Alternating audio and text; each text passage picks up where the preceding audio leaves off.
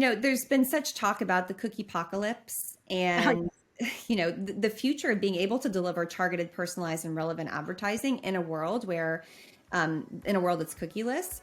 How does your concept of open and free relate to this cookieless society that we're entering?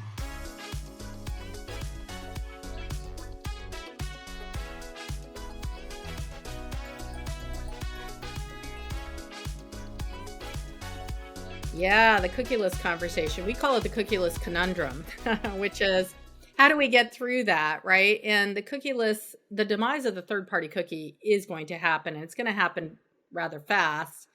Even though it's a year out, it's going to happen. So, there's different ways of reaching people. First of all, they can select, they can opt in. That's one way, that with unique identifiers where they're showing up on sites and with that unique identifier.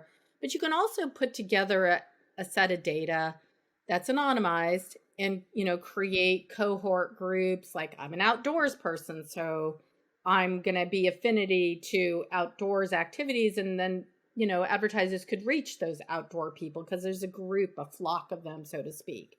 But if you take all of that into consideration, there's just different ways.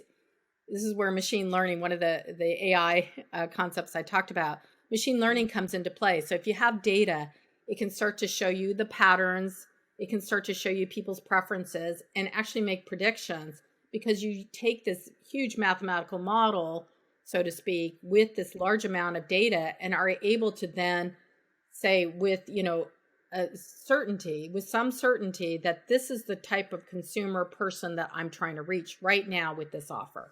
And that's where AI machine learning really does come into play with, kind of a big data view as well.